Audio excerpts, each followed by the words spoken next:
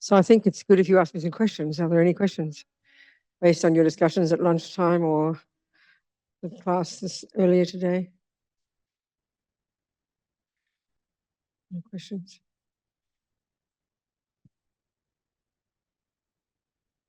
Questions there? Anything in the box, Anna? Okay. Very vulnerable.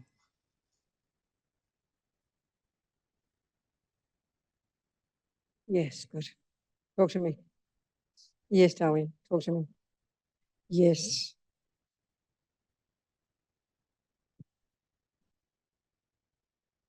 So I wanted to ask, because I've understood that the Mahamudra practice requires a solid foundation of the Lam Rim. Requires what? A solid foundation of the Lam Rim and the preliminaries. If you don't feel that you have those preliminaries properly in place or that foundation, how would you recommend we hold the Mahamudra teachings? Say a bit more. What do you So, mean when you say the preliminaries? I know what you mean, but what do you mean by that? What do you say? so if I don't feel like I have the proper foundation Like and the meaning what? of the complete understanding of the Lam Rim, Like what, darling? like dependent arising or emptiness, can I practice Mahamudra? I see what you mean. If you don't have much teachings, you haven't received many teachings, is what you're saying. And yeah, should you do this meditation? Yeah. Why not? Do your best. I mean, it's sort of like saying you've never heard of tennis, you know nothing about it, and you walk in and someone gives you a racket. Well, I mean, you do your best, don't you? Do you understand? Do your best. Okay. Yeah. Read Lama's book and follow his instructions. And if you get something from it, great. So then if you like it, you keep going and keep picking it up. Understand? Yeah. Someone else? Any questions on Zoom?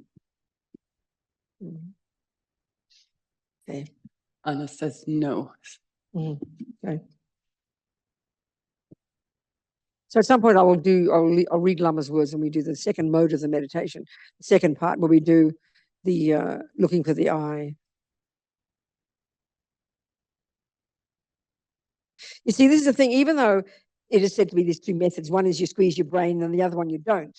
You still have to squeeze your brain to do this. I mean, even just as what to watch the mind, you've got to know how to sit, you've got to know what intention is, attention, mindfulness, you've got to know something. Again, like this woman said, you don't know anything when you do your best.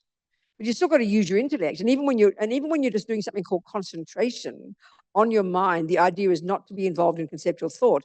That doesn't mean you don't use your conceptual thoughts. You've got to be watching like a hawk, checking on something, being alert. You're still using your mind, enormously. Don't misunderstand. I think just sitting there like an idiot. Some mystic thing will happen, not like that. Even the same when you're going to be this subtle wisdom coming out. We'll read Lama's words on that now. It's very nice. We'll read Lama's words on this now, okay? You're still using your mind. What it means is how it's different is literally the technical way you do it.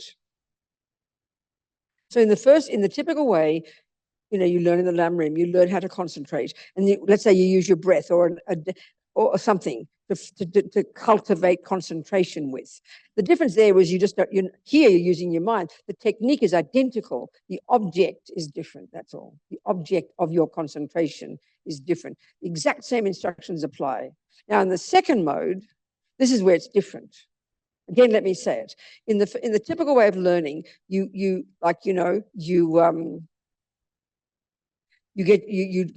your first mode of meditation, you do concentration, then you stop the concentrating, you get your mind off the object. It might be the breath that you've trained on for that 5 minutes to steady your mind. So you stop looking at the breath, you take that focus to the degree that you've developed it, and now you go to the second mode, and now you engage in thinking through, but because the focus is more subtle, the thinking is more subtle.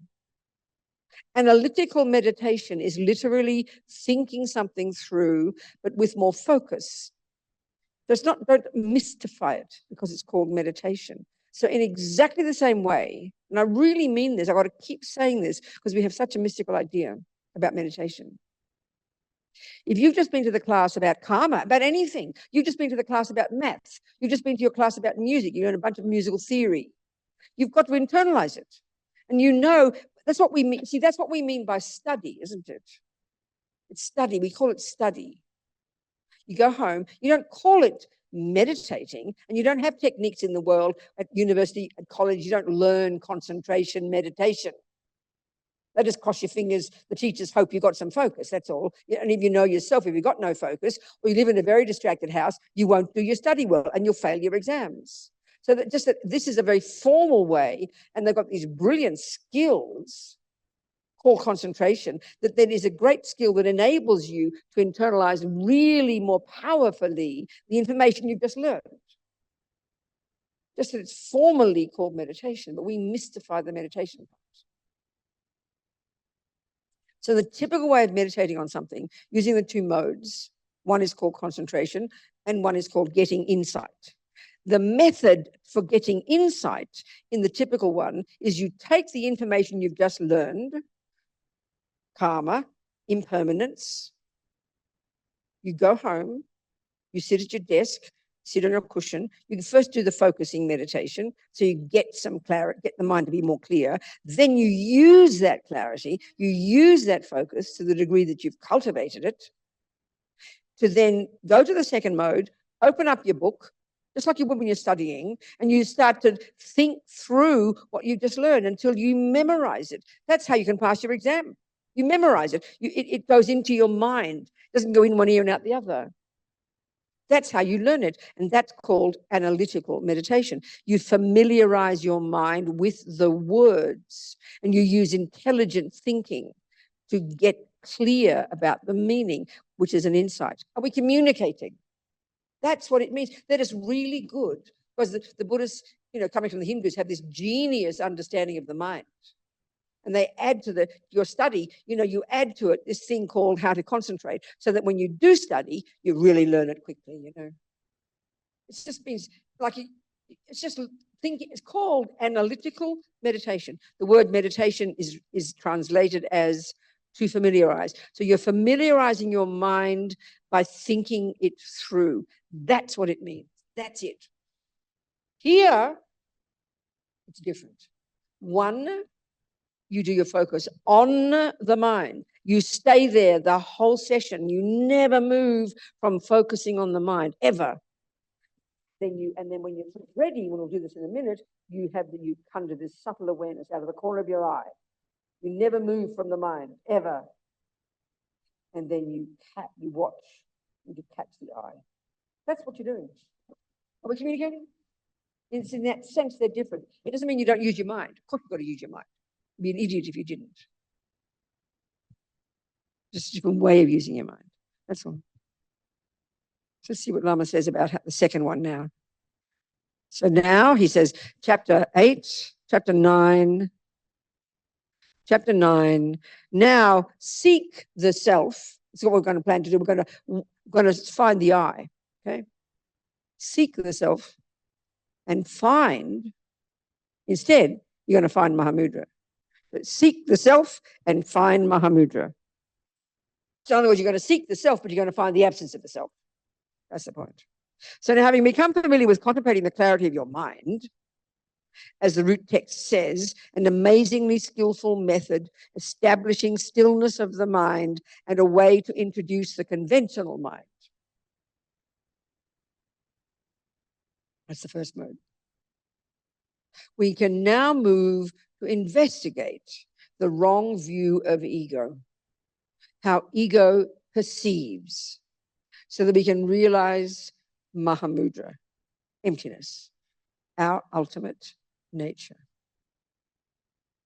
So in order to experience Mahamudra, we need to destroy ego's conception. These are just Lama's words. He doesn't talk like the normal Tibetans, I tell you. The hallucinated idealistic picture, the concrete view, this is me.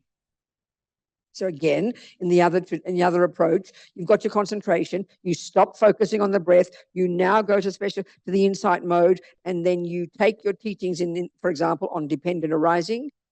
And if you've thought about them before, you take whatever you know You then now will do an analysis about dependent arising. You'll think it through. Well, this and therefore this and because of this. You will actually be doing thinking, but clear, precise thinking. And then at some point, because your concentration is good, it'll kind of, a penny will drop for a second. You get a flash of a moment of, oh, I get it. So the second, in that first mode, the second you get, oh, I get it, you stop the analysis. I didn't say this part before. You stop the analysis and you focus instead now on that insight.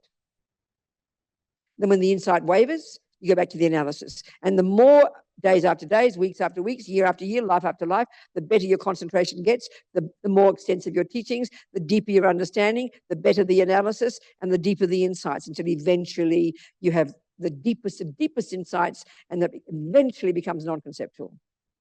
That's how you realize. That's how you use the first way of doing these two meditations. And in a sense, it's the same in the second one, except it's not utilizing, you're not thinking through the analysis. You're just watching out of the corner of your eye.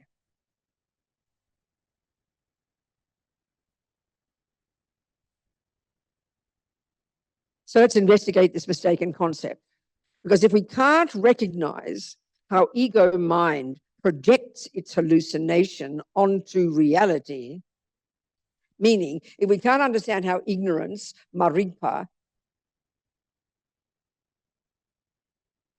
decorates, as Lama Zopa says, on top of what is there, characteristics that aren't there, that is to say, an intrinsic I, then our Mahamudra meditation will become Mickey Mouse meditation. We can't do that. So it's very difficult. So that's why, your question, what's your question? What's your name, sweetheart? Christina. So if Christina doesn't ever heard of teachings on dependent arising before, then clearly when she gets to start to, watching her mind and catching the eye, she won't know those words. Well, that's fine. She does what you can. You do what you can. You do what you can. The more you learn, the better you do it. It's very difficult to recognize the self-entity, is what Lama calls, that ego is holding, this kind of intrinsic, concrete me. This is why we first calm down the grosser levels of mind in concentration meditation. And it's exactly the same in the other approach. You concentrate the mind first. You know perfectly well if you're completely berserk and distracted, and when you go to do your homework, you can't take anything in. You need a bit of focus first. It's sort of obvious. Just in our culture, we don't teach concentration. That's all. Poor kids don't even learn how to, so they give them a drug instead. That's the brilliance of this technique. They've got these brilliant techniques that can teach. So when you do internalize the information, you do internalize it more powerfully, more quickly.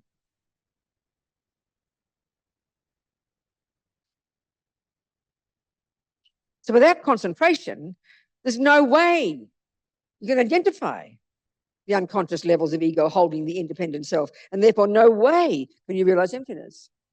In other words, even with, all the knowledge we learn in the world is all intellectual knowledge, including music. It's all intellectual. That's why this is way more subtle, So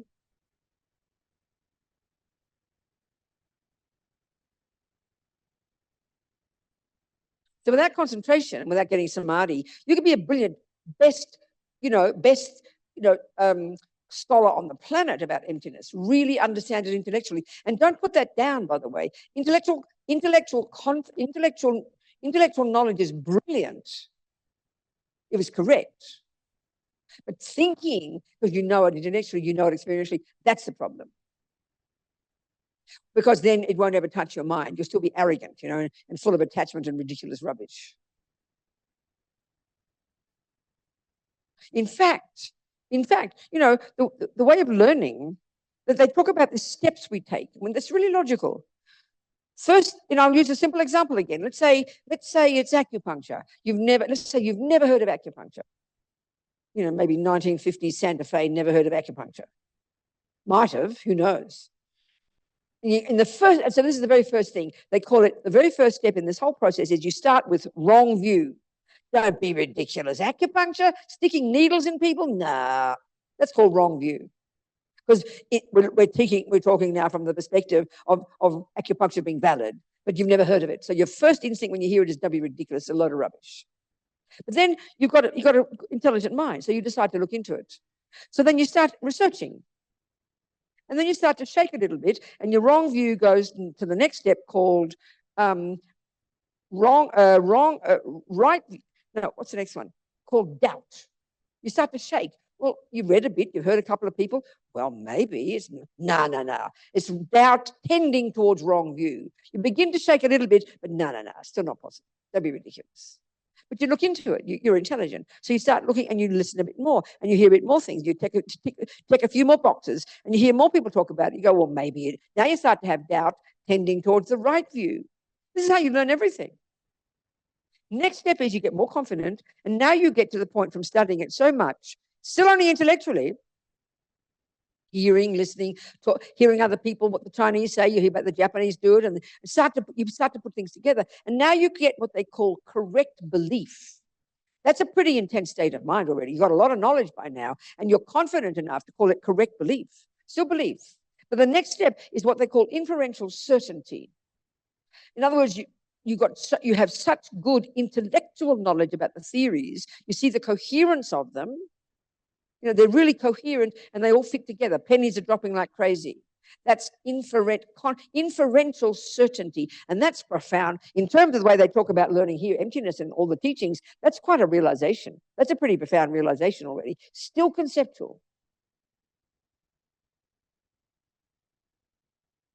In other words, at that point, you could pass an entire exam on acupuncture without yet having stuck a needle in anybody. And this is my point here. And this is how we don't think about spiritual paths. If there's a body of knowledge that's valid, and I mean whether it's called acupuncture, whether it's called Buddhist philosophy, whether it's called math, if it's a body of knowledge that's valid, then it has to be coherent. First, it must be coherent intellectually, theoretically, because that's the way we live. We live at the level of conceptuality, don't we? In other words, music, Bach's music, you have to have a brilliant understanding of the theory. Okay, the little 6-year-old, the 5-year-old Russian, because he practiced in a past life, he wouldn't have known about the theories because it was all inside him, you know. But if you're at the regular learning, you learn the theories, and then you'll start. And then if you're a brilliant musician, you just have to look at all the notes, the notation on the paper, and it'll all be coherent to you. And even if you could be a brilliant musician, and even you could say that with cooking. You could be really good theoretically at understanding recipes. If you just look at a recipe, you know it works because it's coherent. Any body of knowledge has to be coherent first intellectually. That's inferential certainty. Probably even more than that. So then, and that's the point. Because you can't have an experience. Okay, that is the Mahamudra point. You get a taste of it, and then you can articulate it. That's the part. You know, that little boy went straight to the piano and it was playing Bach.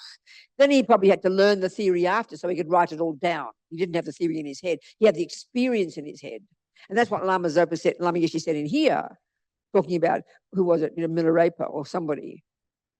When you've got the experience, when you can play that piano perfectly, you throw away the books.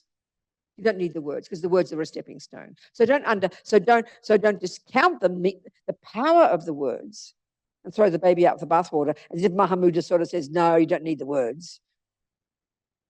Because the words are just the expression of what the experience is, that's all. And because most of us live at the intellectual level, conceptual level. So if you are a proper musician, if you're going to teach somebody music, you know, what happens is with spiritual experiences, people talk about spiritual experiences. Or they're beyond, and they say it in the literature. Well, the yogis is beyond expression. You can't describe it. Well, that's true. But how selfish of you if you're not going to teach other people. Oh no, it's beyond words. How mean of you. Kindly learn the recipe and teach them. But it's true. If you taste the cake, which is like the experience, you can't describe a taste. It's true. You can't describe an experience, but that's where the recipe comes in. You can kindly give the recipe to someone else so they can get the taste. Are we communicating? Good.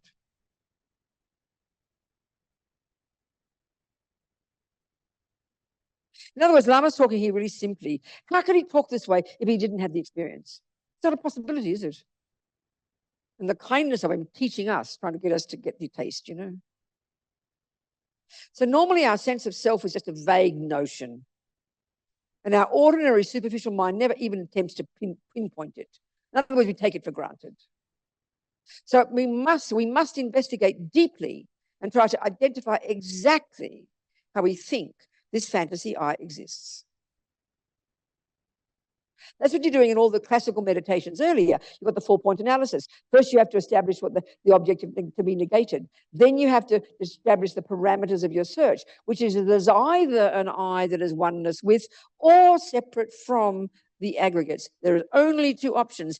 And then you do the logical analysis, arguing with a fine intellectual clarity in meditation, arguing with these nonsense until you have the certainty that there's no such I. Here, it's still the same. But it's still the same points, but using slightly different method. So anyway, so now let's meditate on Mahamudra. So first, I'm going to read, okay? You can do what you like with it. You can listen, act as if you're sort of doing what he says. If we're going to meditate, I've got to say words. Then you take this stuff at home and you do it at home. Let me read Lama. I mean, his words are better than mine. So first, when you're doing it, you achieve a level of concentration. We pretend we did it before, that you're satisfied with, focusing on the clarity of your consciousness. This is not something I can pinpoint for you, saying it's exactly this or that. But perhaps we could say it's when you've had a couple of minutes without emotional distraction. Actually, that would be super. But I mean, you check your mind, 2 whole minutes without any kind of chatting away. I don't think so.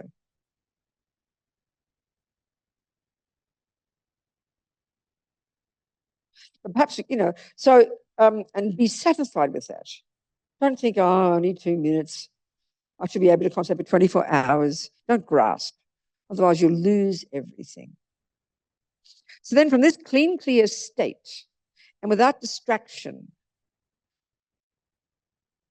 and like I said, you stay, imagine like that you're doing now, you're staying focused on the mind. You never move from it. And then without distraction, you move to investigate the opposite of Mahamudra wisdom. That is to say, this instinctive ego. In his root test, the Panchanama says that you have to be like a fish, moving through water without disturbing it. That's like out of the corner of your eye, this subtle awareness. From within that very state of equipoise, concentration, investigate intelligently with subtle awareness the essence of the individual, the I, who is meditating. Just like a small fish that moves in lucid waters without causing any disturbance. So the main meditation then is strong concentration on the clarity of your mind. So while you're doing this, your subtle analytical wisdom, your mindfulness fish, I love this, your mindfulness fish watches intently, ready to capture the way that ego mind perceives your self-existent I.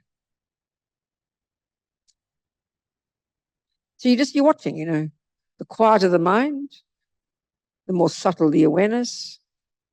And this is really, really quite sophisticated, this ability to do this. It's quite advanced, actually, if you can do this. But we can try to catch the way your I appears to you, the way it feels, that's how they say. Then he says this is important. Don't think that just because you're attempting to concentrate on the mind, that you can't at the same time have another part of your mind be aware, be watching. This is a really important point, For example, as you sit meditating, you still notice the sounds of all the people, of the breathing and the things, the movement, but you don't get distracted. See, that's a crucial point. When we begin to get some good concentration, distractions, sounds will come, but you don't waver. Of course, when you've got single point of concentration, you have gone beyond sensory. They could drop a bomb down the road and you wouldn't hear it. But we're not at that level. So some level of focus, which is what we need in daily life, without being pulled from pillar to post. You know, we get pulled from pillar to post 1,000 times a day by this tiniest distraction because we have zero concentration, and we get upset at noise, at this, at that. You've got some concentration. You stay where you are. You stay in yourself. You stay steady, and things don't throw you. It's such a beneficial thing to learn. You know.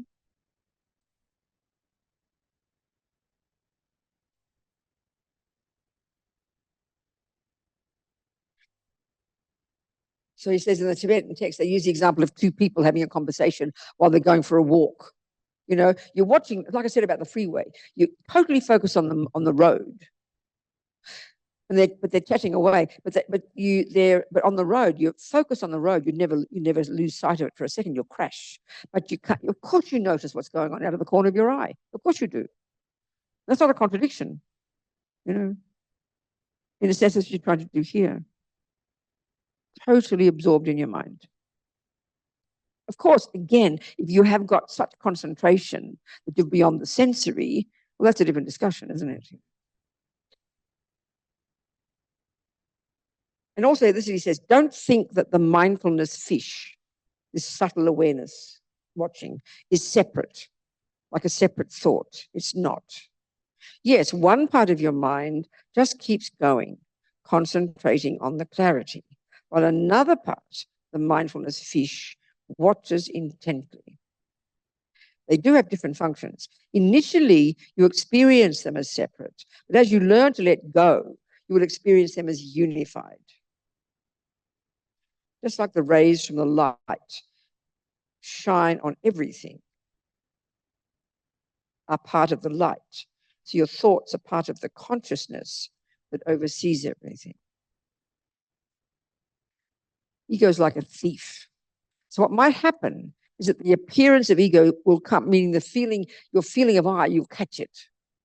You'll catch it, you know, but you'll miss it. It's like a thief who sneaks up when you're not looking and then hides when you turn around. If you try too hard to find him, he disappears. That's exactly how ego mind deceives us. It is so sneaky.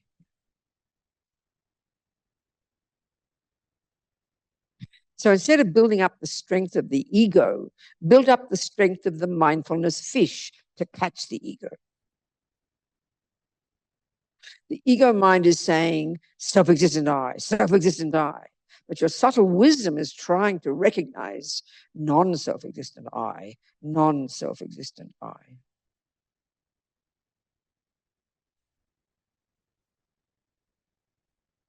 So now Lama talks a lot about, again, how you know, if there is this independent I,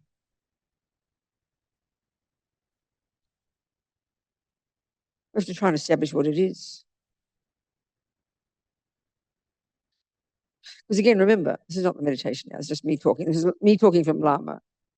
He's giving you some background again. And this is all the background you need to do in order to do the meditation properly. Because they say the I, the way it would appear would be as something separate, something, like I said before, it's like an owner. You know, and this is why it's good when things happen in life, when you get insulted or offended or you get a shock, fear comes, there is an opportunity to catch, don't look on the outside, catch the way the I feels. And the words for it is it's something in there, there's a feeling of independent, you know, separate from the rest.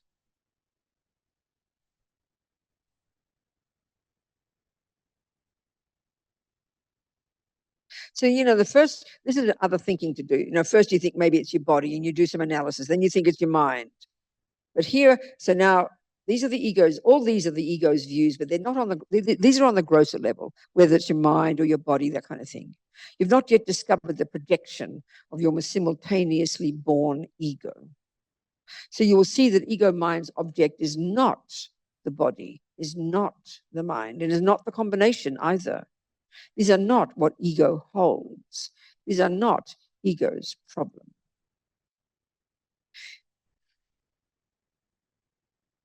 So Lama says it's not enough but then it's not enough to think, oh, well, the I is not my body, is not my mind, is not the combination. nor is it enough to merely not have. See, this is quite subtle stuff, it's hard for us to hear it. Nor is it enough to merely not have the appearance of the body as me, the mind as me, the combination as me. The disappearance of that kind of impression is not enough to realize emptiness. So maybe you have the experience going beyond your body, almost a feeling of no subject, no object. That is good. That's not enough.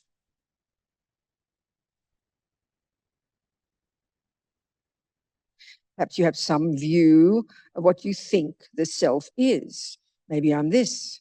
And then you discover that view is not true. I'm not this. This is not the realization of emptiness. These experiences are good, but you haven't yet identified the nuclear energy of ego, the self-existent I, which doesn't exist, but which produces all the problems. Refuting these ideas is not enough to go beyond ego, not enough to discover the great seal of Mahamudra. It's the beginning, but it's not enough. The appearance of the real I is more subtle. So let's go deeply, more deeply. Check carefully. Stay focused on the clarity of your mind. Move the mindfulness fish without disturbing the clarity. It watches intently. It is ready to capture the conception of ego.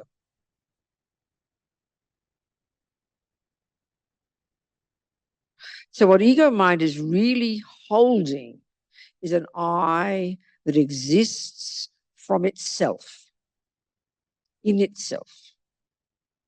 They say from its own side, in and of itself. It totally believes, this ego mind, ignorance, totally believes that somewhere deep inside you, solidly within you, beyond the body, beyond the mind, there is the concrete identification, me.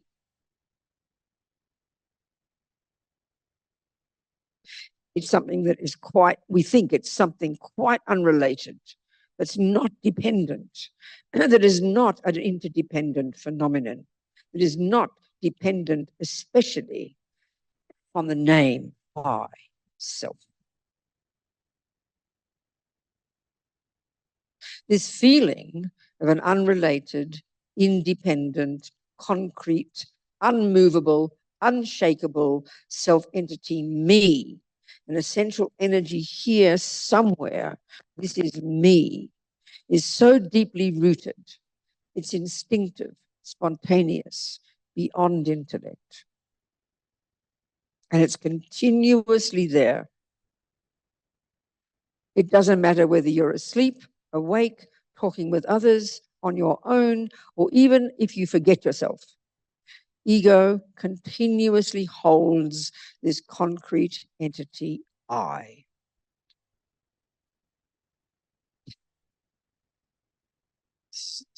This one. Even if you imagine someone cutting your body into pieces until there's nothing left, you'll still feel that there's an independent, unrelated I there.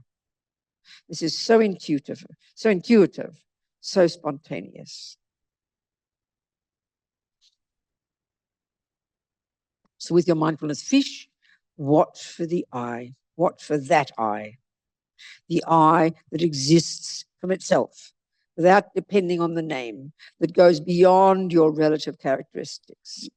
Try to identify this I that you totally believe exists somewhere here, the real I, the real self.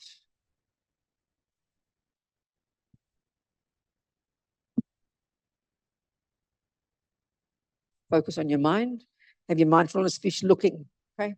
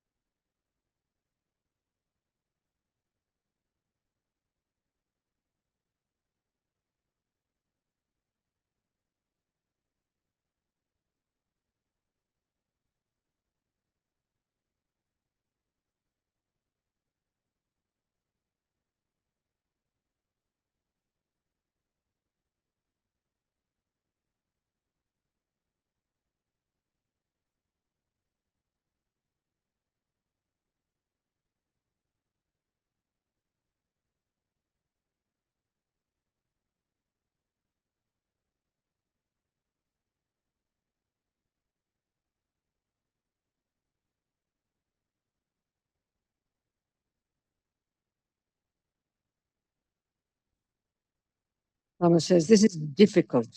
It is not easy to catch this projection of the simultaneously born ego. You need sharp wisdom. Sometimes it will come, but you'll miss it. So your mindfulness fish must watch intently. Don't conceptualize. Keep the focus on the natural experience of your consciousness. And without moving the ocean of your mind, use your mindfulness fish.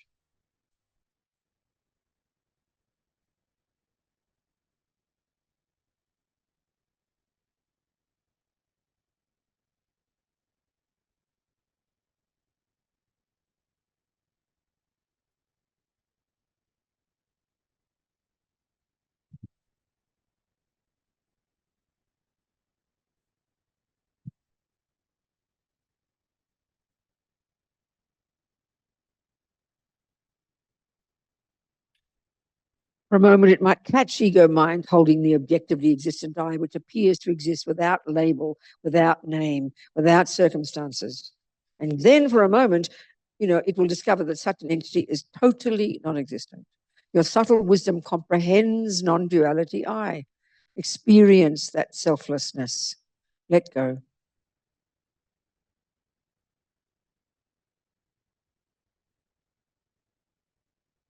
Again, the intuitive ego view will come. And again, you will feel that the I is there. Again, penetrate. And again, it will disappear. And an experience of non-duality will come. Each time you find the non-existence of your I, you are experiencing non-duality. Contemplate. And then when you do have that taste, you leave your mind just there on that taste.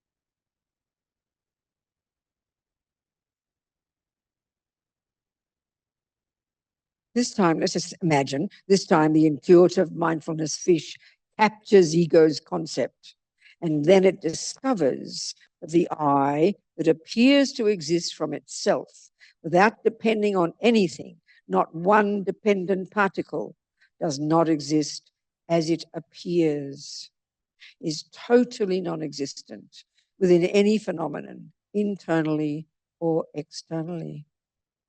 So the view of the simultaneously born ego that holds such a projection of ego dissolves. You, the seeker, and the thing being sought dissolve. Subject and object dissolve. That is the experience. You might be scared. This is a natural reaction. For so long you have believed in this projection of ego, this simultaneously born ego, this build-up fantasy. So when it dissolves, of course fear will come. During one of Lama Tsongkhapa's teachings on emptiness, he saw that one of his chief disciples, a great yogi, suddenly grabbed himself. He knew this meant that the yogi had experienced the loss of his I, his concrete sense of self. And for him, the whole universe had gone. His self had gone. He was scared, so he grabbed himself to make sure he was still there. But don't be afraid. It is conventional. Leave it. Let go. Experience this non-subjective, non-objective state of consciousness.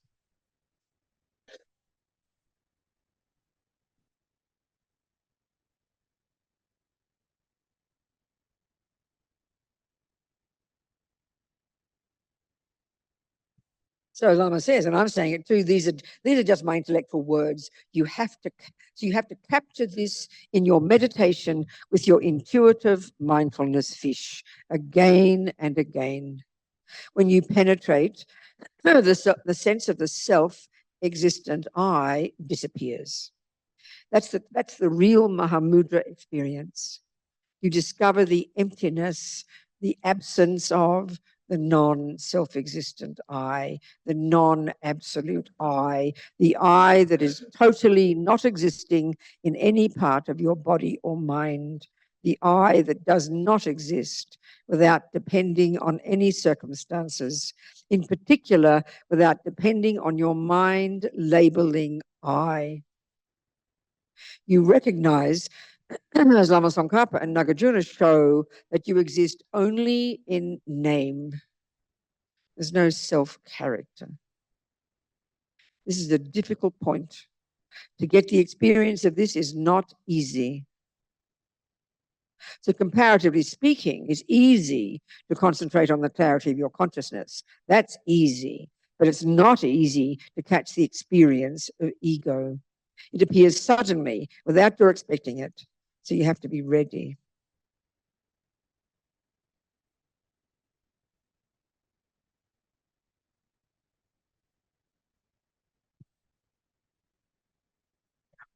Okay.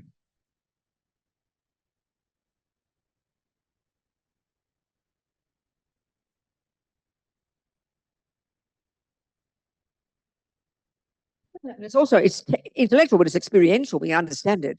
How this business of how the real meaning of emptiness, not just an I that's separate from causes, not just the I that's separate from the parts, but the I that's separate from the mind calling it that. So there's good examples they use all the time, and Rinpoche uses, and it's sort of really clear from our experience, you know. So, you know, you always use the example of when you're a little girl or a little boy and you learn the alphabet. So there on the blackboard, or probably the whiteboards these days, or who knows what, iPads, the teacher puts 3 lines, you know, 2 lines this way and 1 line across. Just three lines. You've never seen it before. Well, I mean, you haven't learned it. So meaning you don't know what it is. You don't know what it represents. And she'll say, that is A. So we label it A. We call it A. We decide it's A. So you go, oh, okay, good, and you learn it's A. So at that time, you know it's merely labeled. You know that you've all decided to call it A. But as we get used to that, what happens is you see the lines and then you confuse the lines with A, and you think it is A. No, it's not. So that way they said those 3 lines are the basis for the label A. In other words, you forget that you labeled it. We forget that we called it A. We think, and this is the words now, that it's A from its own side on the board, having nothing to do with my mind calling it A. That's how the world looks like to us. So when we see, you know, you have a delusion and you see you're angry with your boyfriend, anger is in your mind. No, forget that. The chocolate cake is good enough. Attachment, a thought is in the mind. Attachment, emotional hunger, thinking about it, projecting it, imagining it, anticipating it. So that attachment is what makes it delicious cake. The mind calling it A is what causes it to appear as A. So the mind of attachment calling it delicious, imagining it as delicious, is what makes it delicious. But we think delicious is in the cake. We think A is in those 3 lines. We think delicious is the cake, and it's got nothing to do with me. Like that old guy on the street in London when I told him off for saying something about my breasts or something, you know, and he nearly burst into tears. Because all he said, in other words, to blame these 3 lines. Well, if the 3 lines weren't there, I wouldn't think it's A. It's all their fault. It's the line's fault. It's the cake's fault. Look at it, delicious, demanding that I eat it. That's how we feel, like a victim. But the cake did it to you. He thought I did it to him, If you don't want me to say something, why do you look like it? It's the cake's fault, in other words. That's how it feels to ego. So it means we really do believe the cake is delicious. That's what they mean, from its own side, in and of itself, not depending on me labeling it delicious. But it's so obvious it's your mind, because after 5 pieces, how does it look? Completely disgusting. And all this point is saying, and we can see it's true, that if it were, and that's what it means inherent, that's what it means, all these synonyms, inherently delicious, delicious from its own side, delicious in and of itself, delicious, self-existently delicious, all these are synonyms. If it were in itself intrinsically delicious, after 17 pieces, it would still look delicious. It's logical. We get this. This is the point here we're talking. So, of course, with the eye, it's almost it's easier with a cake, And even the label cake. Conventionally, there are some concepts in the mind that are valid and there are some that aren't. So attachment is an invalid one because it's a distortion. But saying that's a cake, that's a valid concept conventionally. But the same thing applies. The subtler delusion, the ego grasping, thinks it's so attachment thinks it's delicious, and ignorance thinks it's inherently a delicious cake. That's the very status of the cake itself. Even that is a mistake. It's still validly a cake. It's validly a chocolate cake. So attachment exaggerates it. Well, ignorance even exaggerates even the very cake itself. It's a subtler delusion.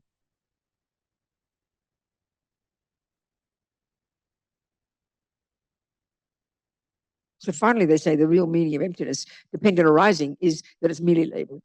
Everything's merely labeled. But just hearing that off the cuff just kind of sounds ridiculous, Doesn't touch us. Got to put meat on the bones of it to get the meaning,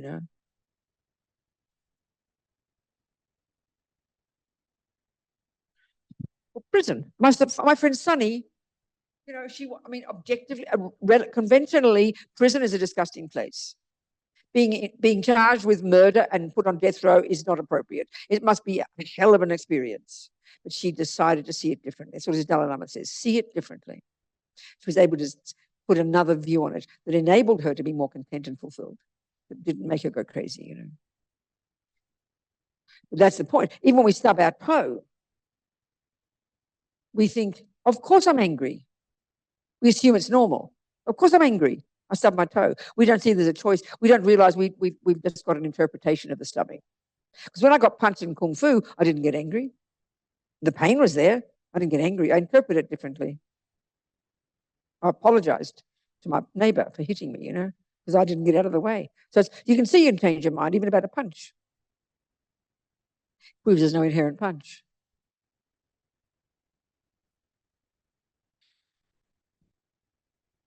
We understand these things. Merely labeled.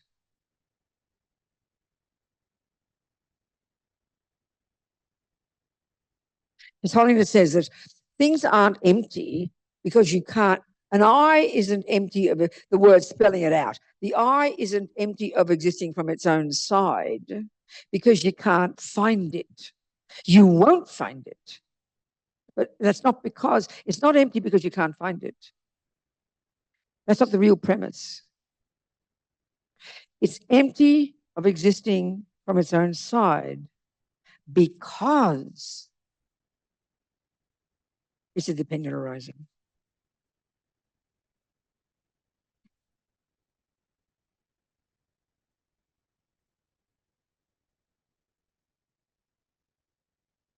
So it's not nothingness. I mean, that's why the example of the bank is a really good one. You're expecting $5,000 in the bank. It's in your head. You know it's there.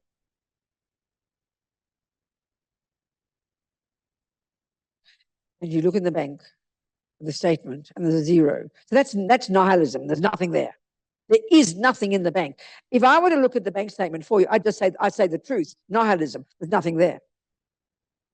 But if you look, you see the zero, and then instantaneously, quicker than Google, quicker than anything, you see the zero. You have to see the zero first, and then what you really see is the absence of your $5,000, and that completely different phenomena. If I cognize a phenomenon called zero, you cognize a phenomenon called the absence of your $5,000. They're very different phenomena. So emptiness is not nothingness. It's the absence of what you thought was there. That's why the student of Tsongkhapa grabbed himself. In fact, this is what happened. The other way this story is told, and this is what happens, they say, once that yogi has realized the emptiness of the I they thought was there, they then realize dependent arising. They then realize merely labeled. That comes after. So what happened was, the way this story is told in other ways by the lamas, I think Lama Yeshe in other cases, the monk got a realization of emptiness when he heard Lama Tsongkhapa teach. So he got shocked, but he grabbed himself to check that he was still there. And that was when he realized dependent arising.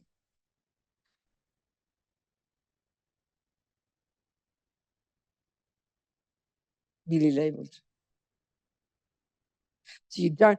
So again, like His Holiness says, when you do the analysis of pulling out the parts of yourself in your mind, meditating, to investigate where's the I. The other way around was the IKEA one, where you build the I, you build yourself with all the bits and pieces, and you keep waiting for the special little I in the box to come so you can plug it in and become a real I, but you won't find one. Because I functions perfectly, the parts all together function as I. The mug doesn't need an inherent mug there that owns the sides and the base. You put the base together, you put the sides together, and suddenly it functions as a mug. But we over-exaggerate it and think there's an inherent mug. No, the sides and the base do just fine without a boss mugness. So the parts of Robina, the parts of I, all the bits of the body, all the bits of the mind, all put together properly, do fine functioning as I. You don't need a separate piece to be the boss that pulls the strings. That's the extra component, and that's where Buddha diverged from the understanding of a creator. It's exactly the same thing. Creator is this extra component on top that runs the show. Well, I is like a creator in here that runs the show. And that's how we think the function of I is. The I decides everything. The I is the boss. No, they don't need one. The parts do fine working together to function as I. They don't need a boss. That's a way of putting it. The mug, we call it mug that holds tea. You put the sides together and the base, it works beautifully as a mug. That's all you need. There's nothing decorated on top.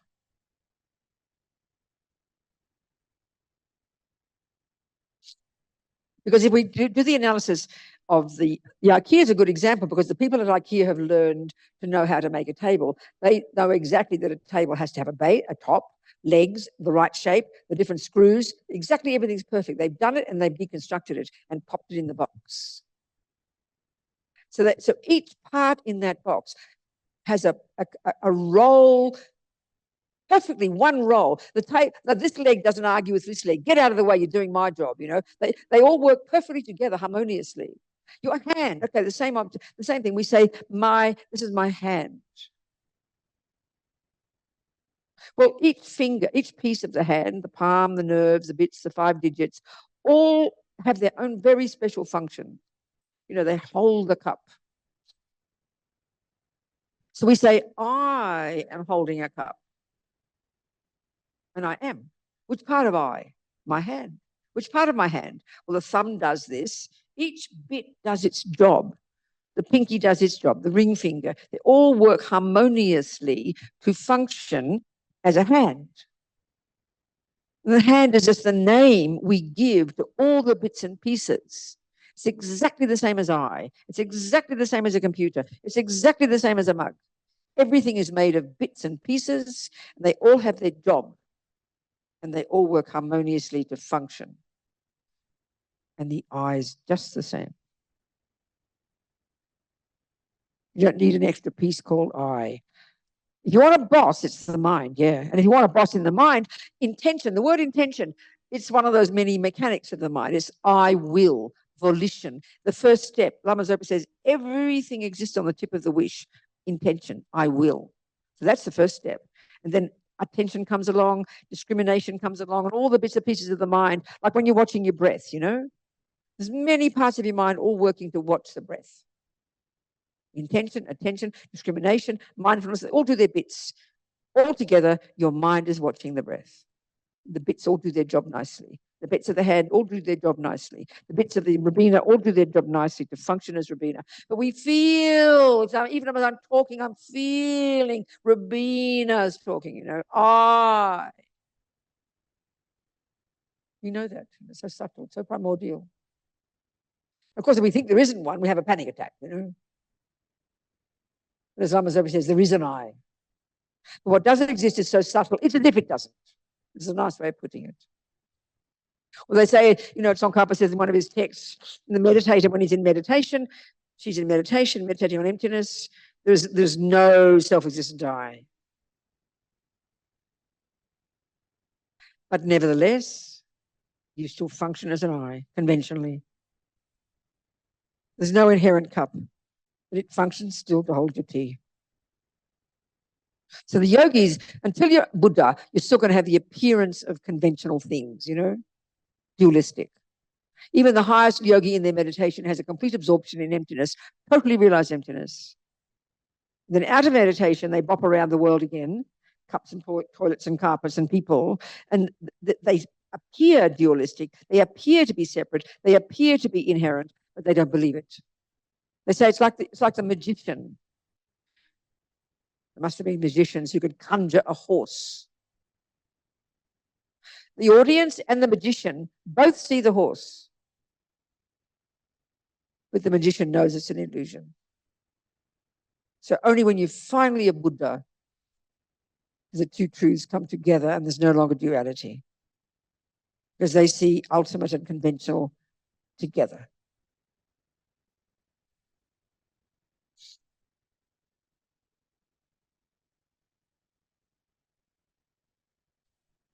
That's true. 2:30. Yeah, 2:30.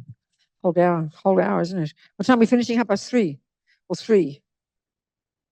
You want a tea break? Why can't we have a tea break? You want a tea break? I think a tea break is good. This is heavy duty stuff, isn't it? Go and relax, have a coffee. In fact, I'm going to have a coffee too. Okay. So are there any questions, people? Anything you'd like to talk about more or different or something, like anything at all you like, you know? Now's the opportunity. Questions on Zoom? Hello, James. I see you, James. James Butler. Hello, sweetheart. I haven't seen you for a long time. I'm so happy to see your face. Hello, darling. Happy to see you, Oh, wait on. and I'm going to see you in person soon. Good, I'm very happy, sweetheart. Give you a hug. Good, darling. Everybody's. Okay, so Scarlett has a question. What's your question, Scarlett? Oh, hello, Venerable. I just want some clarification. So, am I not supposed to feel good that like when all these like positive karmic seeds open and say, for example, my mind attaches to a particular object and I own it, should I not be happy about that? You asked that before. Yeah, because I'm a little confused because Okay, listen to me, sweetheart. Listen, Scarlett. Listen, sweetheart. What Buddha's saying is this. If we had a mind that were really developed and really clear, full of virtue and goodness and clarity and wisdom, we wouldn't have any attachment, any anger, any jealousy, any depression, any anxiety, and we'd be ridiculously happy all the time and compassionate. And so what the problem is, when we get a possession, it's wonderful to have a nice house. Get as many houses as you like. Have 49 husbands. I don't care. But the problem isn't the husbands and the houses and the beautiful things. Have them, but attachment is like a bit of a junkie, or like a baby that grasps at it. And that's what causes the problem. So when you give up attachment and fear and drama, you end up being 1,000,000 times happier, and you can have as much money and as many houses as you like. Are we communicating? Yes, thank you. You sound disappointed.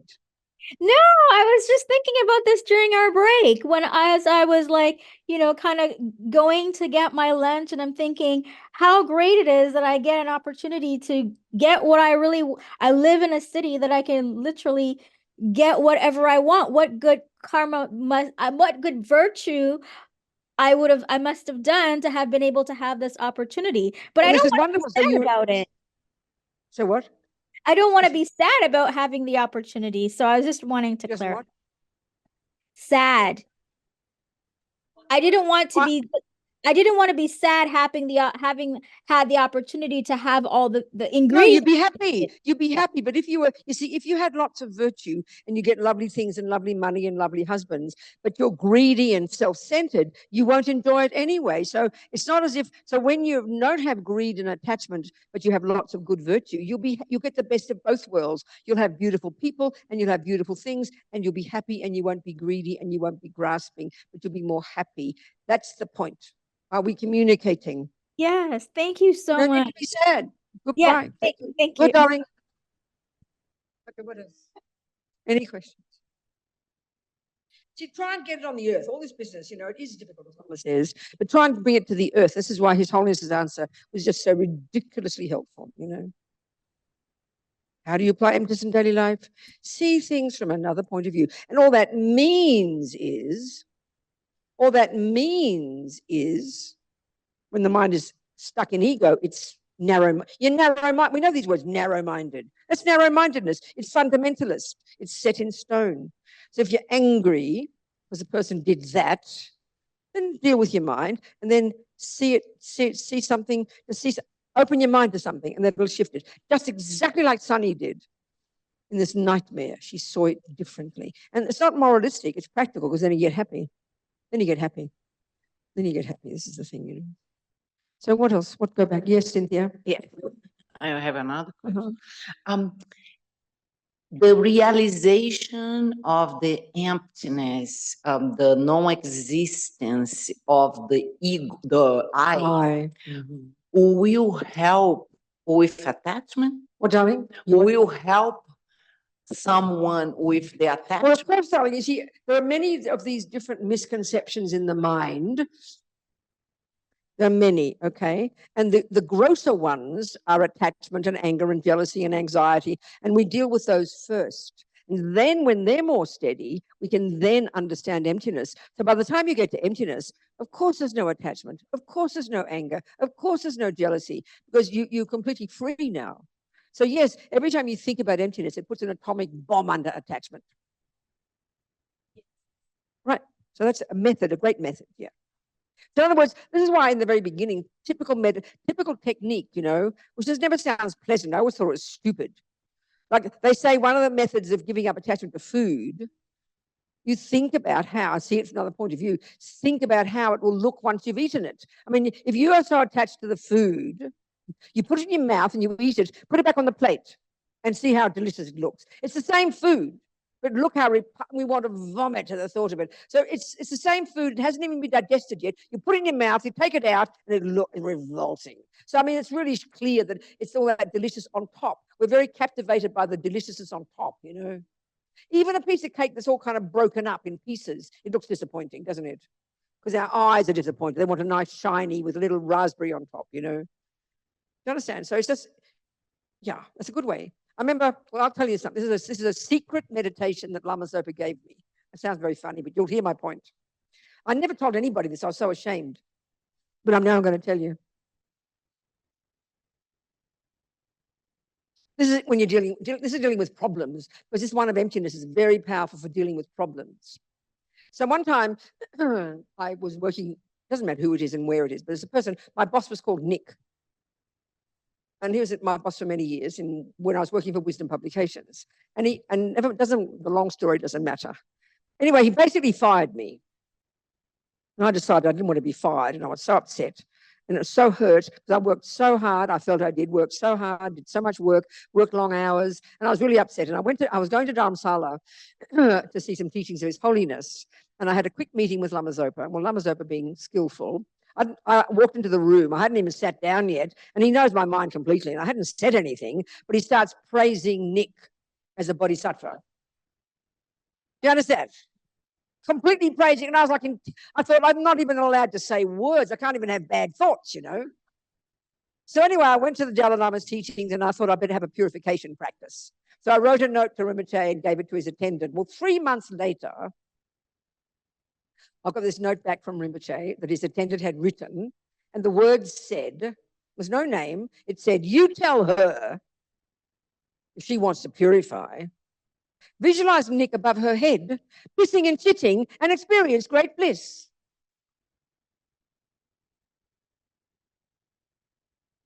Now that's definitely seeing it from another point of view. Is anybody shocked by that? You look shocked by that. The lady in yellow, are you shocked by that? No? What do you think, Terry? Is that shocking? Right on, isn't it? I mean, of course, you don't have to do it. You just have to hear it and get the point, you know. It was so direct, I can't tell you. It was so unbelievable, mind-boggling. Yes. Yeah, of course you can. You can use it. You can even use my name. I don't mind. No, it was so outrageous. Remember I told Venerable Roger, his attendant, he was shocked, you know. Couldn't believe it. Unbelievable. Oh, I'll never forget. Anna, do you have anything else? For me to change my mind. You've got to change. I mean, Buddha's basically saying you can change your mind. And why would you? Because guess what? It helps you become happier. You know, instead of set in stone, poor self-pity me, you know. Pissing and shitting and experience great bliss. Everybody, you can quote me, it's okay. But I got it when I got it first. I was so shocked I tore it up and threw it away. I was so shocked, you know. And then when Nick got sacked later, I sent it to him. I told him.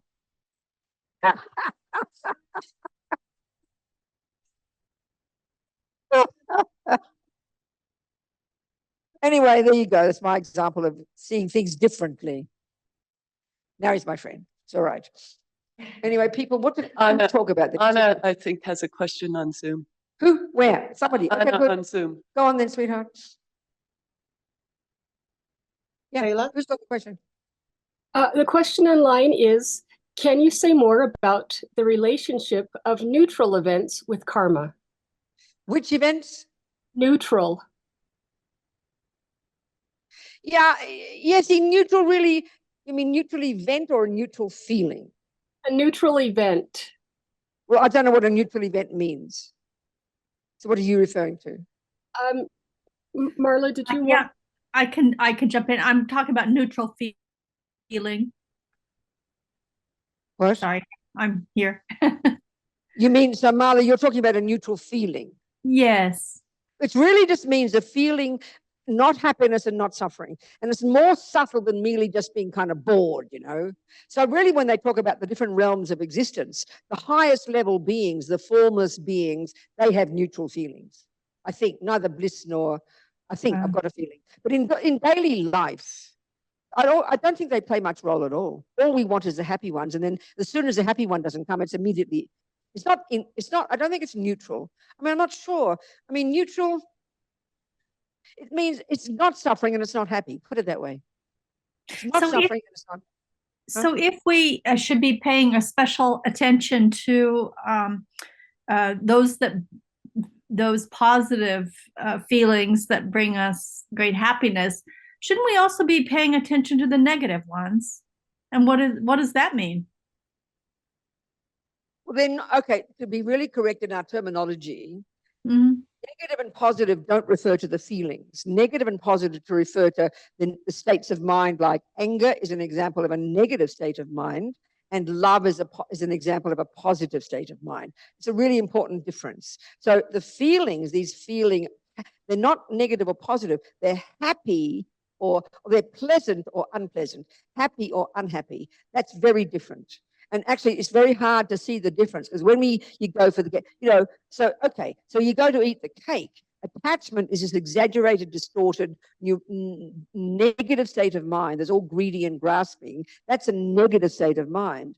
And then when you put the cake in the mouth, depending on how good the cake is, it will then bring a feeling. So if you put salt in the cake instead of sugar, you'll get a shock, and it will trigger an unpleasant feeling when it hits the tongue. So unpleasant feeling is not the same as a negative. There's no such thing as a negative feeling. Feeling is either pleasant or unpleasant. Negative refers to the delusions. You see my point? So of course, Yes. and so in one sense, therefore, you can say Buddha's very simply saying, from the wisdom wing point of view, his teachings are basically methods of how to stop unpleasant feelings and only have pleasant feelings. That's all he's saying. And including, this is where it's extra now. Because we're embodied and we have environments and we have other people in our lives, then we can say that, a negative action of killing a sentient being will sow seeds in my mind that will ripen. They say in general, it will ripen as suffering. So suffering always only really is a mental experience, but it will also be a mental state. But what it will manifest as, what will ripen as, one, a type of rebirth; two, the tendency to keep being negative; three, an experience of being harmed, which then triggers unpleasant feelings; and four, the environmental result, the physical world, again will trigger unpleasant feelings. So technically, unpleasant and pleasant, suffering and happiness, we can really technically say they don't refer to the external. So when a person smiles at us, that's due to my being kind to that person in the past, and then that triggers a happy feeling in me. But the actual happiness isn't really the person smiling, and the unhappiness isn't really the person punching me. They're the external things that I've caused by harming others, and they come back to me, and then they trigger unpleasant feelings. Or the present act, the nice actions, trigger pleasant feelings. So what I'm getting at is pleasant and unpleasant, happy and suffering actually refer to the mind, not even the event. That's what I'm trying to get at. Are we communicating here, Marla? Yeah, that's very helpful. Thank you, Venerable. Because if you just have only your mind and you're living in your mind, you just end up having, like if you get angry all the time in your mind, but don't get angry at other people, you don't do it to them, you don't say it or do it, it's in your head, then one of the consequences of that is in this life being very paranoid. No one's really harming you, but because you had negativity towards others, you see danger everywhere, you're paranoid, No one harms you, but you're imagining it. Because our mind creates karma too. But obviously, when you harm another, it's a billion times more powerful karma. Or you benefit another, it's far more powerful than just having a positive thought. But in general, actions that are labeled virtuous, the grossest level of actions is actions that connect to others, isn't it? It's obvious, So an action of killing is a negative action, the heaviest level, because one, you've got a negative tendency called negative wish called anger. Two, the karmic tendency is there, and that's harming you already and will continue to harm you in the future and will ripen as you're suffering. But it's added a billion times because you harm another. So what you do is you create a karmic connection with that person, and sure enough, 27 lives later, they're going to harm you back, babe. And the same with goodness. So that's the third kind of karma called experiences, similar to the cause. Just your mental states develop the habit to keep doing it. And then when you do actions, because it's to others, we're very social beings, then you meet those beings again. So lying in the past, even if you're telling the truth now, those people you've lied to, when you meet them again, they'll think you're lying, even if you're telling the truth because you've lied in the past. So that's where we really understand experiences similar to the cause. We'll understand our lives. Because we think, well, if I'm a nice person, why do bad things happen? We assume because I'm nice, bad things shouldn't happen. But they're two separate tracks of karma. Being who you are now, which is nice, and then bad things happen from other karma. So we can see why then good things happen to bad people and bad things happen to good people. They're separate tracks, It's really important to know that. And we can see one of the main pains of our life is when we're harmed and we did do nothing to deserve it in this life. That's why we go crazy, We can't, because we don't understand karma. There's no explanation. So it's suffering and happiness, referring to this is feelings. It's so sensitive, so simple. In this third category of states of mind, they're not negative. Negative means distorted and harmful. These are just pleasant and unpleasant feelings. They are neither negative nor positive. They call them neutral. They're called neutral also. Neutral states of mind. That seems odd to us because that sounds like they're not mattering. But they're not negative in the sense that when you do them, they cause suffering. And they're not positive in the sense that they cause happiness. But when they're combined with negative or positive actions, that's when they play their role. So, the sniper has very good mindfulness, very good attention, very good discrimination. So they're a really good sniper. Then if you use the same attention, to become a meditator, then the actions you do are negative and positive. But they're not, that's why I call them the mechanics of the mind. It's a very distinct kind of category. Do you understand, people? So feeling, and it's so shocking, when we think happiness, when we have that cake, or even if you, like a person, you've got an example of a negative state of mind, attachment. You over-exaggerate his deliciousness. Then you have a virtue called love. Luckily, you've got some. That's your saving grace. And that's a virtue. And then you've got feeling, happy feelings. We just block them all into one lump of feeling, one lump of experience. You understand? But there's all these things happening. And really, when to try to distinguish a happy feeling from attachment is almost impossible. Because it all just comes at the same time as you eat the cake, you know? You understand?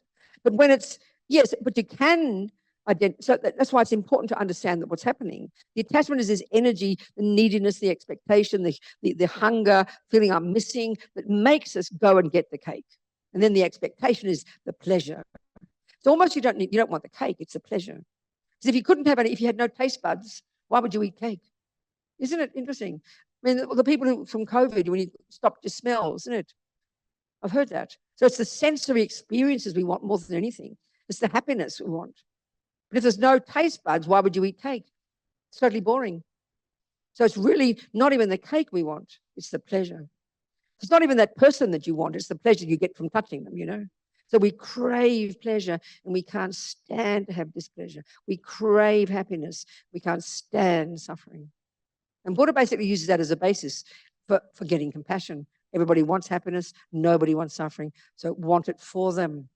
Love is may you be happy. Compassion is may you not suffer. And on the Bodhisattva path, you say, what can I do to make it happen? That's what's powerful, you know. Yeah. What is it? Anna. Hello, sweetheart. Hello, Venerable. We have a question in the chat from Christine. I'm in a field where we are constantly being asked to identify emotions such as, how does that make you feel? And the correct answer is a feeling word. Do you have suggestions how Western psychology can integrate that positive, negative, neutral thinking? I didn't quite understand everything you said, Anna. I'm so sorry. I'll just see if I can read it. Oh, I'm okay. See, now I understand, yes. Identify emotions such as, how does that make you feel? No, I know, it's very interesting. We think we massively focus on this in our culture, don't we? How does it make you feel? What do you feel? It's really interesting. I agree with you. It's very fascinating. That's a good question. But I wonder, positive, negative, and neutral thinking. Okay.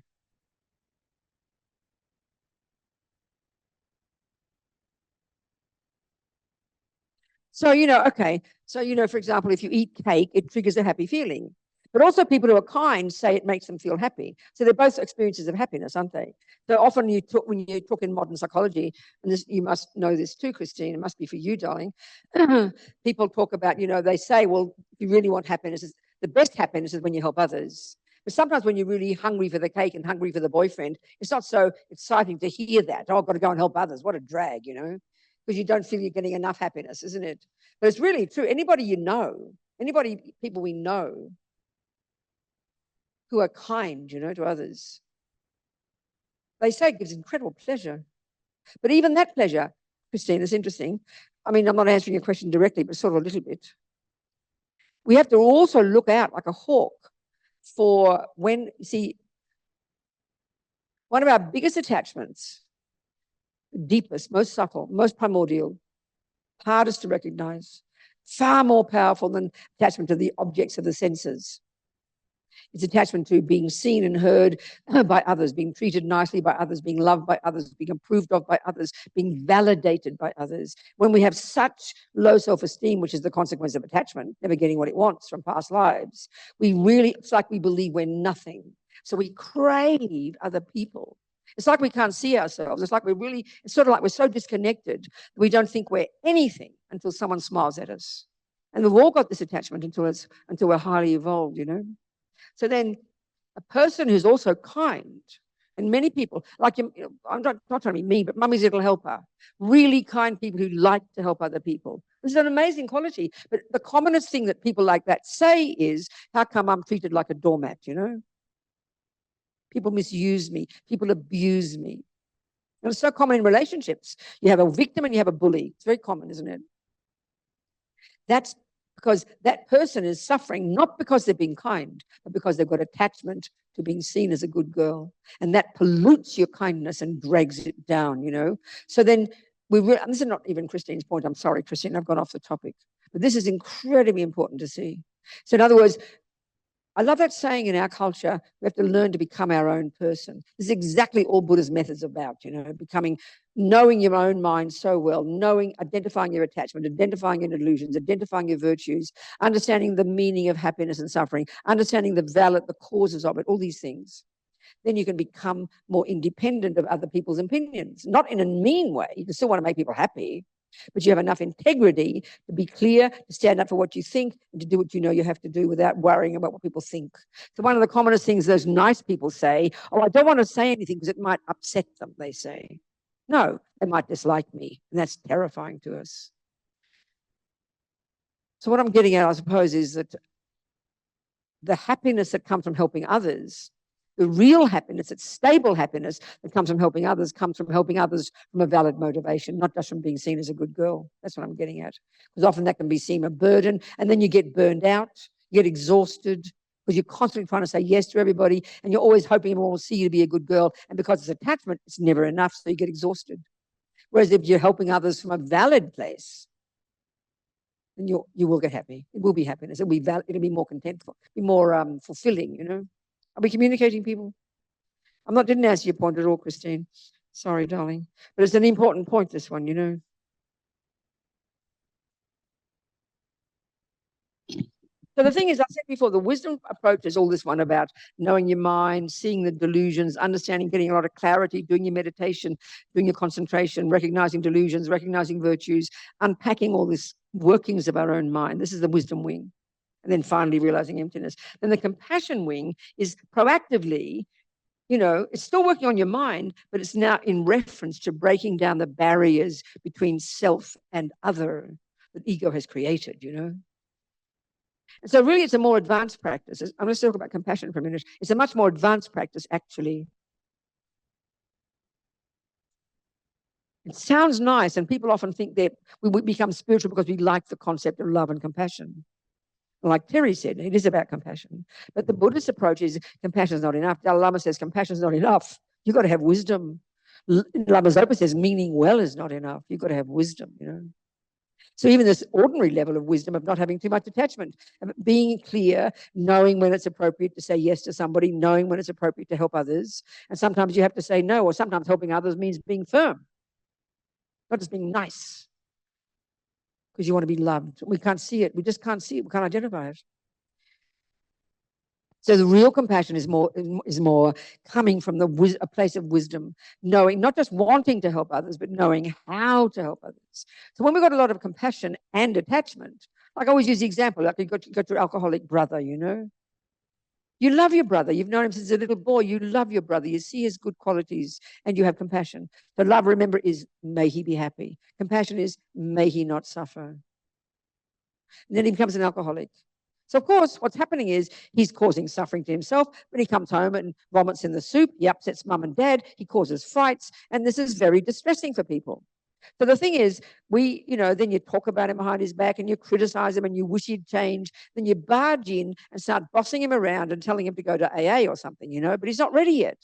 And then when he falls off the wagon again, you get upset with him. So the suffering that we have isn't coming because you have compassion for your brother.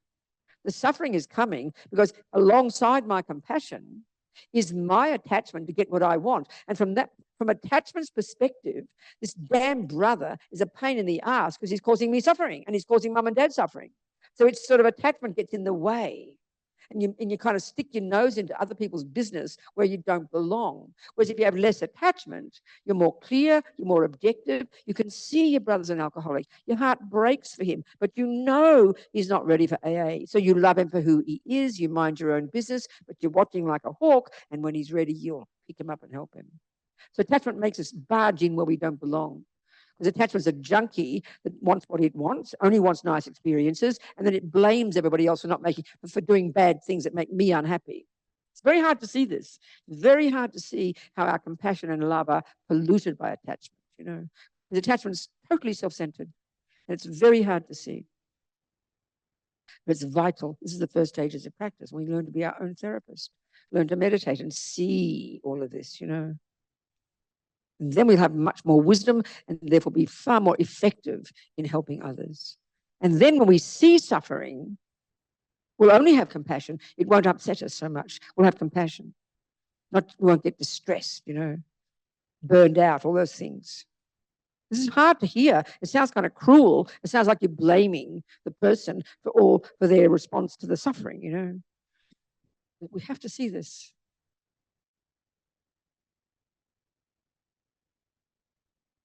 So compassion really, and literally on the way Buddha teaches it, you know, in the first level of practice, you learn the Four Noble Truths. First, there is suffering. Buddha talks about 3 levels of suffering. The first kind is the bad stuff happening, and that's the only group of people we have compassion for, who are suffering at the hands of others, who are poor, the animals get harmed, the war zones, and so on, you know. And then the next level of suffering is this whole talk about attachment. When we follow attachment, all Buddha's saying is the happiness that comes from getting attachment's object does initially trigger happiness, but it's not stable. You know, 4 pieces of cake later, you want to vomit. The happiness is turned into unhappiness, whereas now you want to vomit. So he calls that level of suffering, it's a more nuanced, more subtle level of suffering. What we call happiness, which is getting what attachment wants. It's the only method we know. But he calls it a subtle level of suffering. Because the initial happiness, the pleasant feeling, triggered by contact with the cake, because attachment's not happy with it, not satisfied, you have to have another piece, and now it's going downhill and gradually, inexorably going from pleasant feelings to unpleasant feelings, and you have to stop because you'd vomit. So suddenly what looked like happiness, getting the cake, if you keep eating it because you're never satisfied, it'll turn into unhappiness. The suffering of change, Buddha calls it. It's cruel sounding, but we know it's true. Then the subtlest level is even more abstract for us. It's called all-pervasive suffering. It's the very fact of being a samsaric being, having this body, having the 5 senses, having attachment. Basically, you're born on a planet of 5 sense objects, the heroin, and you're born with a junkie mind. And to survive, you have to ingest the heroin. That's the suffering. That's the all-pervasive suffering. So if you want to give up the first kind, if we take it the Lam Rim as our basis, you know, we Tibetan Buddhists, you want to give rid of, you want to stop the gross level of suffering. You want to stop the level of bad things happening to you. You stop harming others. Second level of suffering, you want to stop the suffering of change. You give up attachment. Third level of suffering, you realize emptiness. So stages of practice, you know. And then you combine that with the bodhisattva path and benefit others and become a Buddha.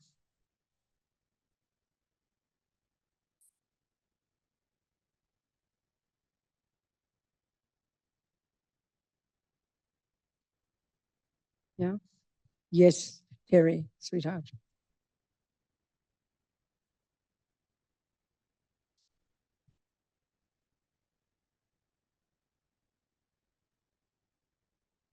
The talking that I'm hearing you give about compassion seems to be so closely related to attachment. My understanding of compassion, and perhaps you're calling this a different level, is the basic premise that giving is receiving.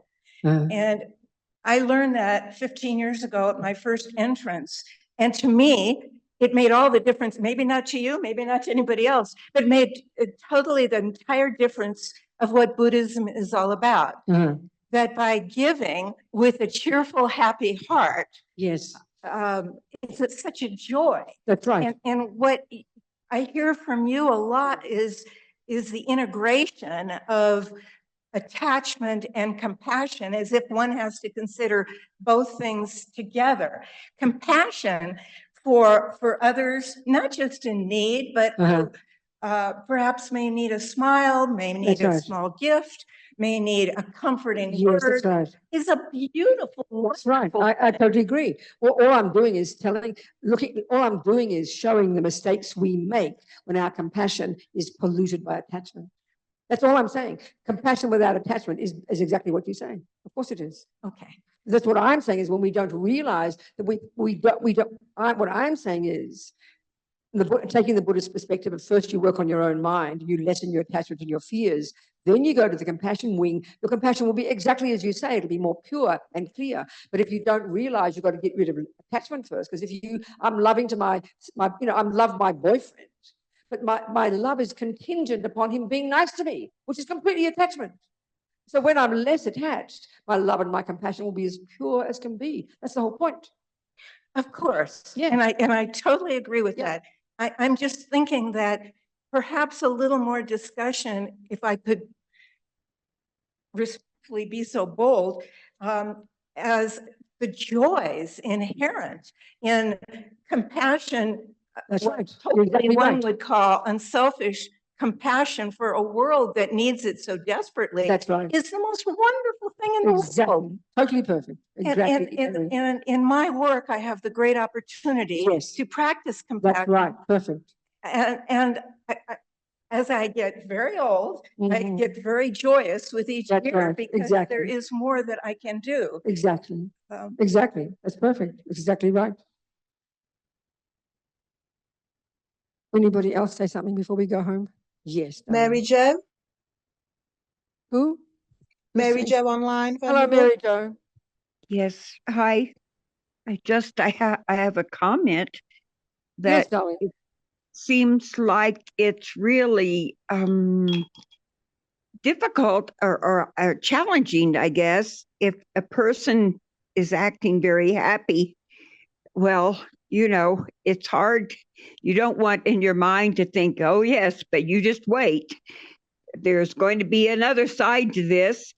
I guess you can just say, well, I'm happy for you. That's right. You know, That's important, hard. isn't it, Mary Jo? To rejoice for a person when they're happy. That's marvelous. Yes. Okay. The other one, you don't need to think that. I mean, we know life changes, but it's good to rejoice. Rejoicing is a wonderful quality, isn't it? Be happy, rejoice in your own good virtue, rejoice in your own self, and rejoice in people's happiness. It's a major practice. I think it's the best. It's a really good one. There's no benefit in thinking what you just said. That's just become cynical, I think. Do you understand? What do you think? You agree? There we go.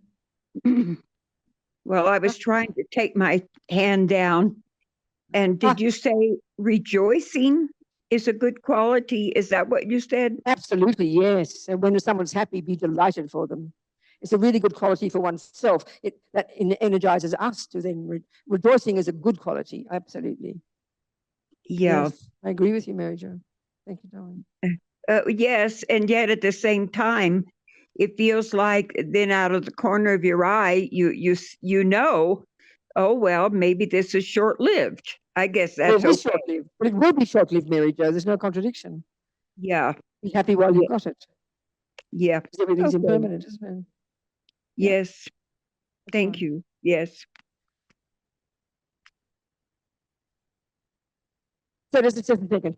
To Terry's point, this I forgot to say. I sent it to you. When they describe the qualities of a bodhisattva, so that should make you very happy, Terry. You'd be blissful because all you're going to read about is Lama Rinpoche, who's gone beyond ego, who never sleeps, who meditates day and night. He runs hundreds of thousands of projects. He's blissfully content and happy. Spends 57 hours with one person if they need it. He never thought of himself, not even for a second. Only gave to others, and that's the bodhisattva level. So may you get there. May we all get there. Beyond ego, beyond the need for sleep, beyond anything. They say bodhisattva is almost like you read about a bodhisattva and you almost can't believe it's true, when I had to write that eulogy, it was so extraordinary for me just to hear the qualities of a person who's achieved that level of unbelievable compassion, unbelievable compassion, unbelievable. And those people are ridiculously joyful. That's why the Dalai Lama is a great example for me. You know, he looks like, he tries to be like a regular guy, say he's normal with anger, but you can't kid you, you know. There he is since he's 16, like I said, and he's now getting on for 90. Taking care of the Tibetans, but he's always happy. It's the absolute obvious example. You know, he's always joyful, always happy, always joyful, always compassion, in tears of compassion, but his mind is always joyful, you know. So it's the proof of the pudding, really. Yeah. Time to go home. Yes, sweetheart, go. Yes. Yes. Yes. Uh-huh.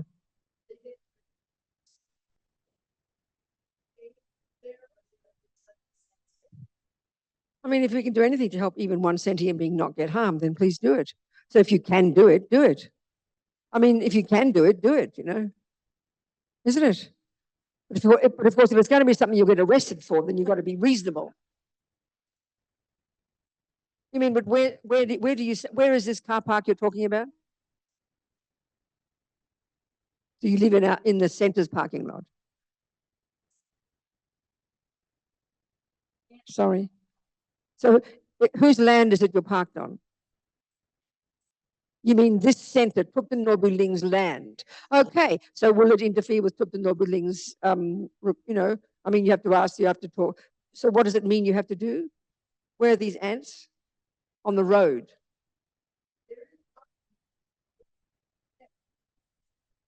So what would you have to do?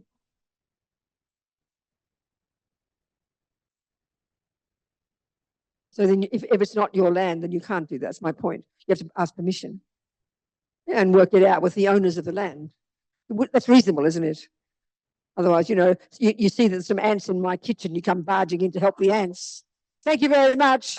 I'm sure the ants will appreciate it, but, you know, excuse me, who are you? We've got to kind of obey conventional rules, you know. Here. Or, you know, you see a mother abuse her child and you walk in and take the baby, you know, sort of like, okay.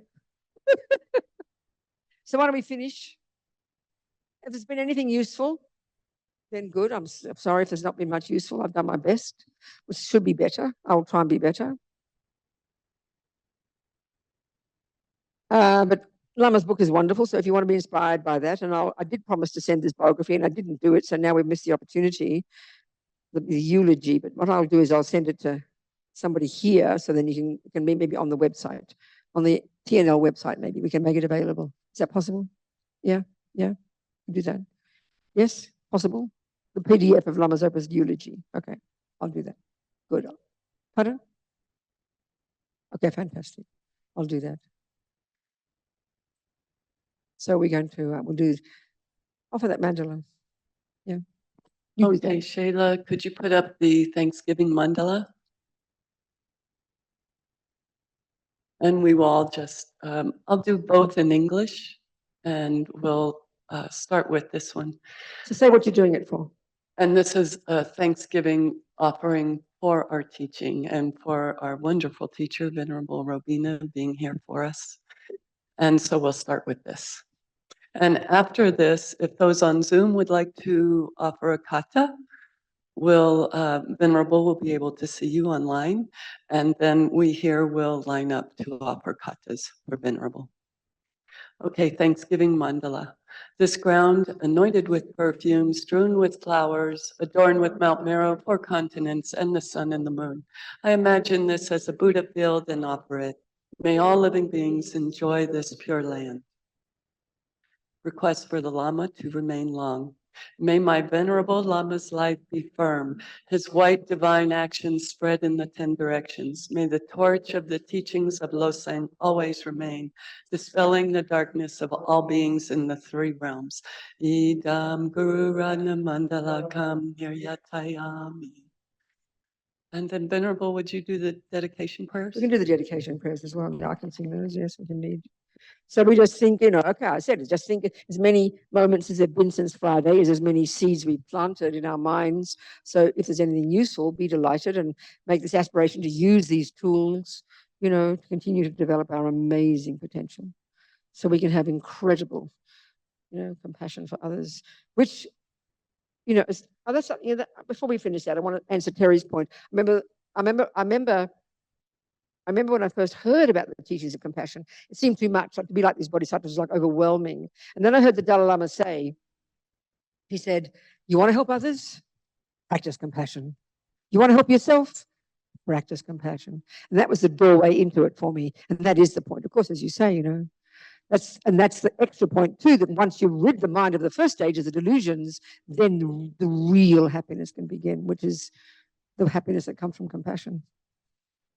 And that, anyway, I love that saying of His Holiness. That really helped my mind. So we think all these seeds we've planted, may we nourish them from this moment forward to help us develop our amazing potential, our potential for happiness, basically, and joy and liberation, so that we can then be a benefit to others, because everyone's in the same boat. Due to these merits, I would sing in Tibetan. Gewadi nyudu dag lama sangye drub gyurne drowa chikyang malupa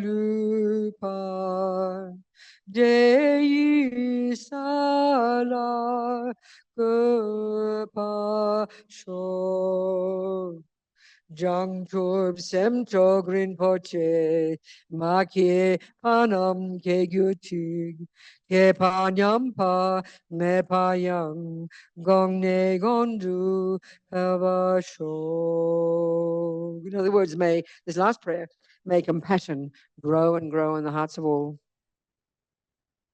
Now, the long life prayer for His Holiness the Dalai Lama, may he live a long life. The world needs him badly. So the wish-granting, wish-fulfilling jewel, source of every single benefit and happiness of this world, to the incomparably kind Tenzin Gyatso, I beseech, may all your holy wishes be spontaneously fulfilled. And the swift return prayer of Rinpoche, yes. So we mightn't know Lama Zopa Rinpoche, the one I mentioned, the eulogy, But if we do know, and we hope he's coming back soon, these great bodhisattvas only want to benefit others. So certainly as we talk in the Tibetan tradition, they get reborn as quickly as possible so they can continue their job of being a benefit to suffering sentient beings. May he come back soon. Peter's teacher, an assembly of the children of the victorious ones, Shravakas and Pratyeka Buddhas, victorious Lozang, father and sons, along with the lineage masters, all the objects of refuge of infinite lands, please bestow the virtue and goodness of accomplishing this prayer here and now. Holding and spreading the Muni's precious and complete teachings through explanation and practice, you wore the armor of patience that is never discouraged. Incomparable, venerable Guru, to you I make request. While striving single-pointedly for the sake of the victorious one's teachings, the sole gateway through which all benefit and happiness emerge, and from other living beings, suddenly you departed in peace, such a great loss. Nevertheless, through the undeceiving truth of the blessings of the ocean of the three jewels and the great waves of bodhicitta of the children of the victorious ones, may the smile of a reincarnation swiftly beam in glory for fortunate disciples. That's it, people. Thank you so much. So Thank you, Venerable. I Thank think you. online they're offering you a kata now. And anyone who would like to. Thank you. I accept your virtual here. cutters. Thank you from my heart, from your hearts. Okay, sweethearts, all of you. So happy. Thank you, thank you, thank you, thank you. Thank you, darlings. Thank Keep you, moving. Sheila. Thank Never you, give up. Anna. Okay.